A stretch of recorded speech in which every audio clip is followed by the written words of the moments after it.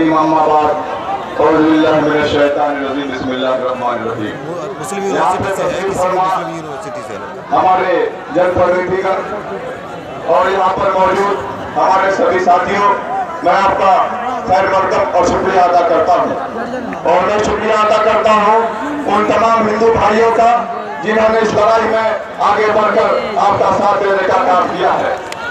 ये जो सरकार है, ये निकम्मी सरकार, आज हिंदुस्तान की ये हालत हो गई है कि इन्हीं के सरकार के एमएलए और मंत्रियों द्वारा हमारी बहन और बेटी की इज्जत तो आबरू लूटी जाती है, उनको इसकी खबर नहीं रहती।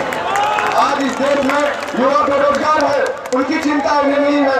आज इस देश की ये हालत हो गई है, इनको इस देश की फिक्र नहीं है। इसको सिर्फ फिक्र है हिंदू और मुसलमान को लड़ाने की, हिंदू और मुसलमान को आपस में बांटने की।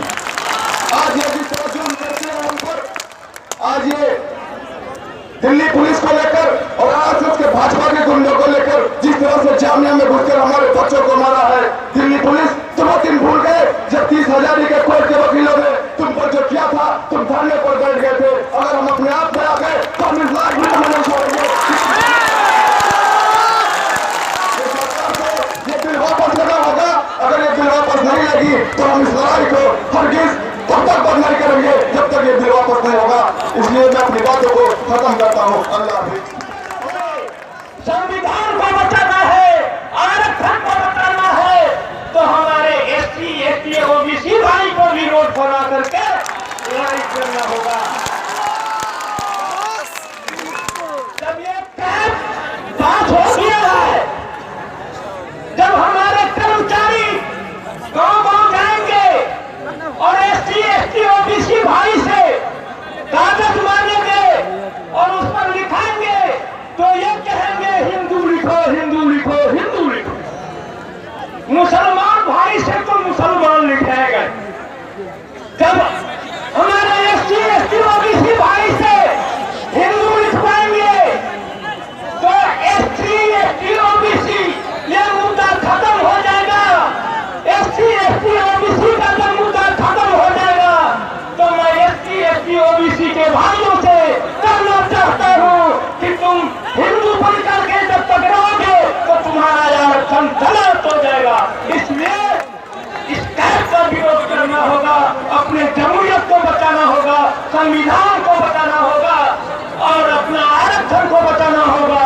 आरक्षण को बचाना चाहते हो, देश को बचाना चाहते हो, मुल्क को बचाना चाहते हो तो एससी, एसटी, ओबीसी के भाइयों को भी सड़कों पर आना पड़ेगा, सड़कों पर आना पड़ेगा, सड़कों पर आना पड़ेगा। आज ये नागरिकता बिल और कैब बिल के अगेंस्ट में इन्होंने जो चित्रा जगाई है लोगों के बीच में, मैं आप सबों का भी शुक्रगुजार हूँ। दोस्तों, अधिकार मांगने से नहीं मिलती है, अधिकार छीनी जाती है। जो आदमी सो गया वो मर गया और आप कभी मरने नहीं देंगे अपने आप को।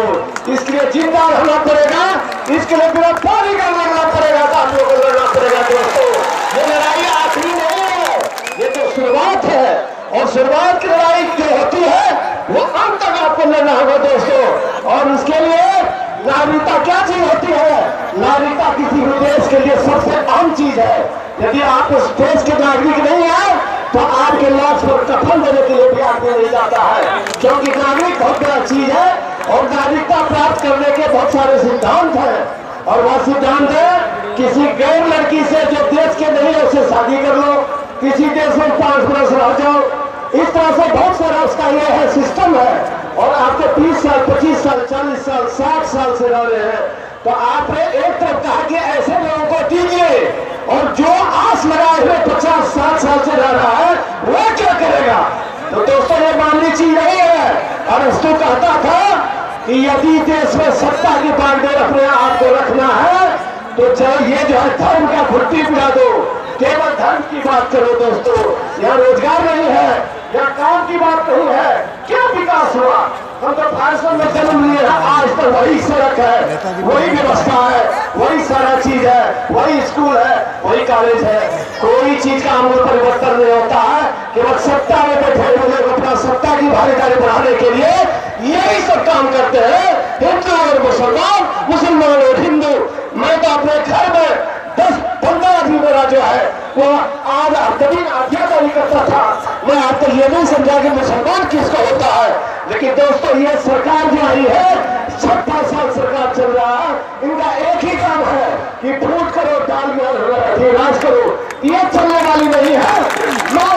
मैं हिंदू होने के नाते भी इसका विरोध करता हूँ कि मेरे घर में भी मुसलमान भाई काम करते हैं।